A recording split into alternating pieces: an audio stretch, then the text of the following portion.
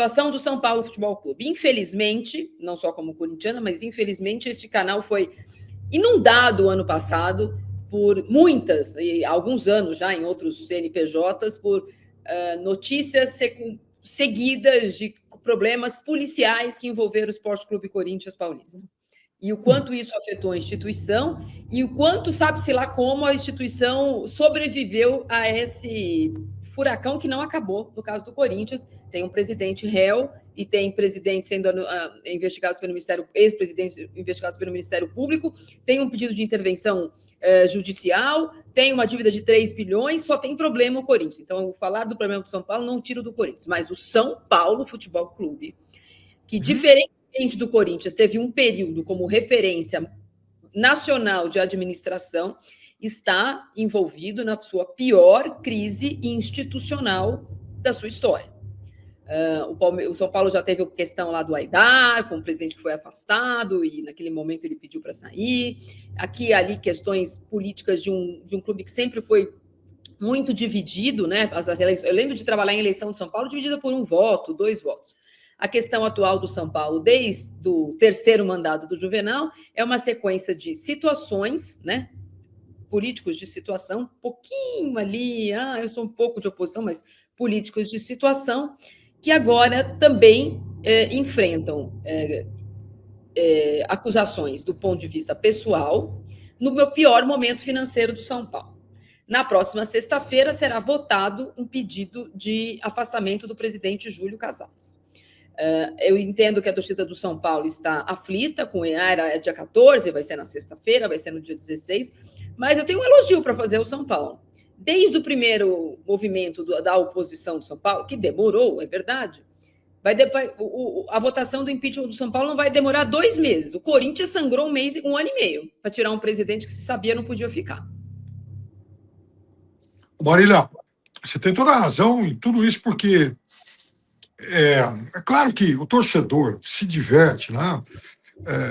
Enfim, nas conversas de boteco, nas mesas de debate por aí, né? Comparando esses momentos de São Paulo e Corinthians, né? Então isso virou um assunto, essa comparação acabou virando um tema recorrente.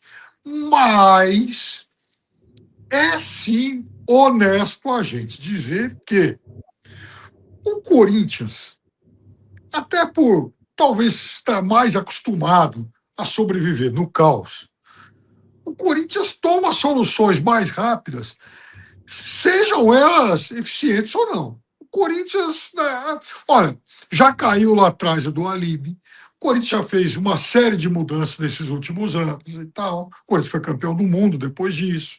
O Corinthians ganhou o Campeonato Brasileiro, aí a casa caiu, aí o Corinthians se recupera, aí vem de novo esse furacão Augusto Melo.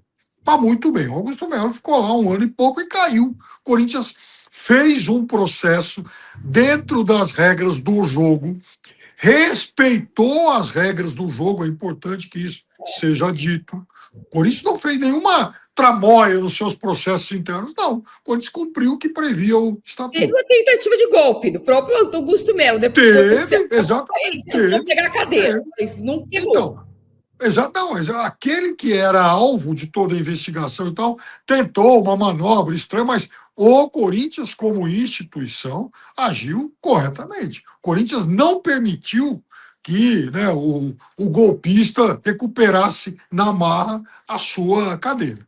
O processo corre assim, o que o Corinthians tinha que fazer internamente, ele fez, né, em relação a essa mudança, e agora o processo corre na justiça. A justiça agora é o tempo da justiça. No caso do São Paulo, acostumado a São Paulo, afinal de contas, é o clube da fidalguia, da pompa, dos cardeais e tal. Nossa, mas tudo, sabe, se move com velocidade mastodôntica aí, porque parece que nada sai do lugar no São Paulo.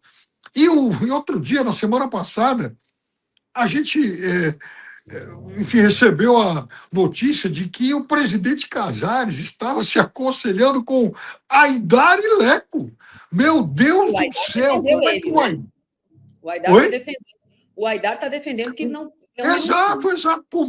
Como é que alguém ainda pode ter Carlos Miguel Aidar como conselheiro do São Paulo? Então é o seguinte, o São Paulo, do ponto de vista institucional, é um clube muito, mas muito atrasado. É por isso que o São Paulo, com essa torcida imensa, com esse patrimônio fantástico, o Morumbi, que é um estádio, né, cultuado e invejado por tanta gente, o São Paulo que ainda consegue muitas receitas e tal.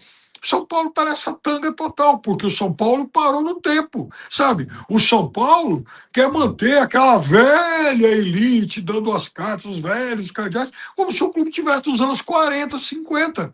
O tempo, sabe, o tempo passou, o mundo mudou e o São Paulo estacionou.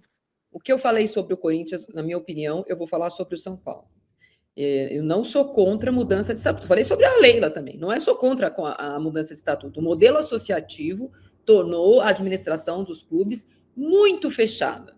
Então, nenhum time é democrático, nenhuma votação tem o mínimo colégio eleitoral que represente a temperatura da torcida. Os times deixaram de ser times de bairro ou times de uma cidade e viraram times nacionais. É impossível você ignorar a torcida que não mora do lado do estádio, e também é impossível você ignorar a torcida que não vai ao estádio, ela conta também. Agora, no caso das votações especificamente, o São Paulo e o Palmeiras têm votações pouquíssimo democráticas. É um colégio eleitoral ridículo que há muito tempo estão nos clubes. Eu sempre falo que o Corinthians há 115 anos as mesmas pessoas, vale para o São Paulo e vale para o Palmeiras também. No caso do São Paulo, o fato de não ter havido oposição forte nos últimos tempos também prejudica o momento. Porque no caso do Augusto Melo também foi assim. Havia tido uma coalizão de forças para elegê-lo e havia um desconforto de tentar tirar Augusto Melo, parecer que tirar Augusto Melo era obrigatoriamente colocar renovação e transparência, que não era o caso. O problema é que, apesar disso, o Corinthians tem lá uns nomes conhecidos. Quando você vai olhar o Conselho do São Paulo, é uma porção de gente que vive do São Paulo, mas que não tem representatividade nenhuma com a torcida. O próprio vice-presidente que pode assumir no lugar do Júlio Casares na sexta-feira, caso o Júlio Casares seja afastado pelo Conselho por 75% dos votos, é uma pessoa desconhecida da grande torcida do São Paulo. Né? Um empresário do ramo dos estacionamentos, Harry, tem um hotel em São Paulo, mas é uma pessoa completamente desconhecida. Não vai mudar nada se ele assumir até a conclusão do mandato no final do ano. O problema dos clubes é que as mesmas pessoas estão lá há muito tempo. E quando a gente começa a ver a investigação, e a gente vai falar disso agora, você percebe o quanto isso vai além de ganhar dinheiro do clube, mas fazer dinheiro com o clube. Então, por exemplo, há uma notícia de companheiros nossos hoje, se não me engano, eu vou errar, mas eu acho que é da TNT, dando conta da associação do sócio do presidente da Federação Paulista, que presta serviços de limpeza no São Paulo Futebol Clube.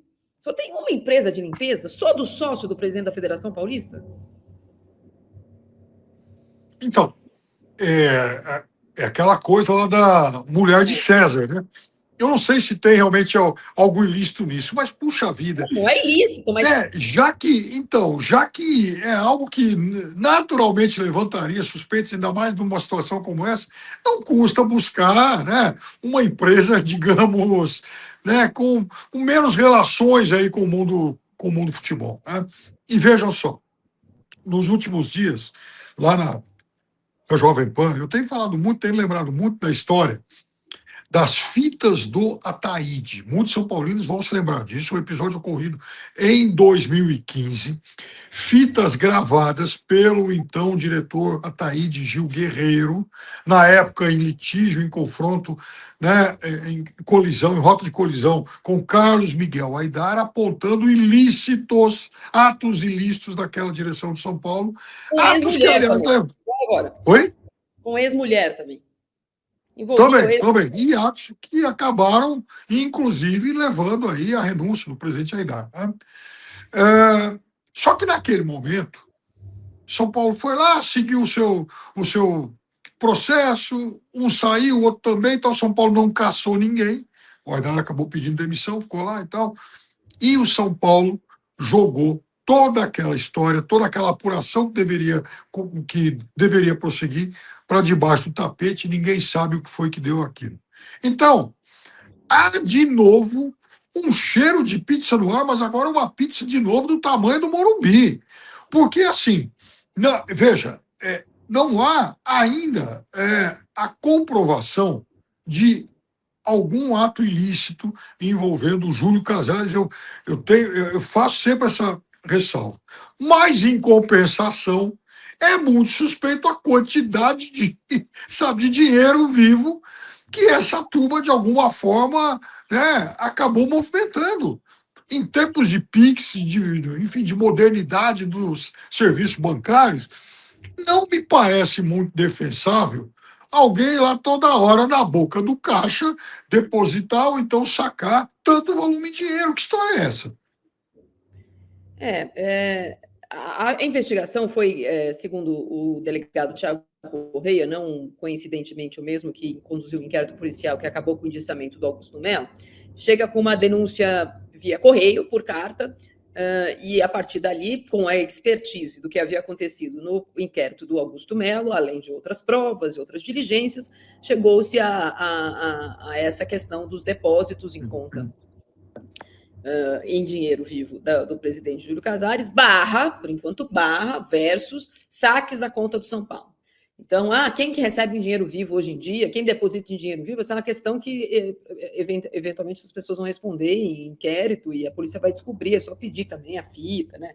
Coisas que a justiça demora, como demorou no caso do Augusto Melo, pediu sigilo bancário. De qualquer forma, Piperno, a defesa do Júlio Casares, com quem eu conversei, com o ex-presidente, o presidente, as pessoas muito próximas, eles ficaram, de fato, essa é uma apuração minha, chocados com a revelação dessas coisas no começo do ano. Por quê? Porque a crise esportiva do São Paulo, que lá não é deflagrada, mas ela é, sei lá, rompida de vez, com a derrota para o Corinthians e o 6-0, 6-1 para o Fluminense, ela começa com aquela monte de demissão. Então, a gente, antes de acabar o ano aqui, tem demissão do roupeiro, do porteiro, de não sei quem. Depois dessas demissões, aparece a história do Monjaro. Aí o médico que não falou com o outro médico, que foi o grande... já tinha caído o Belmonte. Sim, o Belmonte pede para sair, né? O Belmonte pede para sair, brigou com o presidente, ele vai ser candidato, não vai ser candidato. Então, é uma questão que vai acumulando, mas parece que está sendo feita uma limpa no CT no ano em que, mais uma vez, o São Paulo foi muito prejudicado pelas contusões. E aí o ano termina com o caso Monjaro, que é gravíssimo. Como é que deu o Monjaro para jogador e o médico não sabia e tal. Então, fica parecendo que está sendo resolvido. Tem a questão financeira que estava explícita, a dívida do São Paulo triplicou, quadriplicou, está na casa do bilhão também, é impagável. O São Paulo teve problemas esportivos, frustrações esportivas. Mas o ano vira com com o presidente do São Paulo achando que a grande questão dele seria reestruturar o time e pensar na eleição do final do ano. O inquérito foi, de fato, uma grande surpresa, ruim, mas foi uma grande surpresa. Existe no núcleo duro, perto do Júlio Casares, a sensação de traição. Então, eles estão averiguando como é que essa carta chegou, como é que a polícia tem tantas provas, ou tem tantos indícios já prévios, como é que essa pessoa poderia ter entregue isso ou aquilo. Então, há um festival de caça às bruxas dentro do São Paulo. Paralelo a isso, tem a figura do Olten Aires Abreu, que é o presidente do conselho, que vai liderar essa votação do impeachment dele, rápida, bastante rápida. E aí tem a questão dele ter ido lá no CT, da coletiva, se deveria ou se não deveria, se lá é lugar de dirigente conselheiro, mas também tem a questão da letra fria da lei. Então, o São Paulo ia votar para que 170 e poucos conselheiros pudessem afastar o Júlio. Aí o outro, não, tem um problema no nosso estatuto aqui, mais um estatuto com problema, então, para não ter em dúvida pró-réu, vai ser mais votos. Mas tem que ser presencial, mas tem que ser voto fechado. Ontem tem uma liminar de alguns opositores dizendo que pode ser voto online. Até sexta-feira, a gente vai ver uma guerra de liminares, como a gente já viu aqui no caso do Augusto Melo várias vezes. Há uma liminar aqui, uma liminar ali, cancela a votação, não cancela a votação, tem prova, não tem prova. Enquanto isso, a Barra Funda me parece completamente abandonado.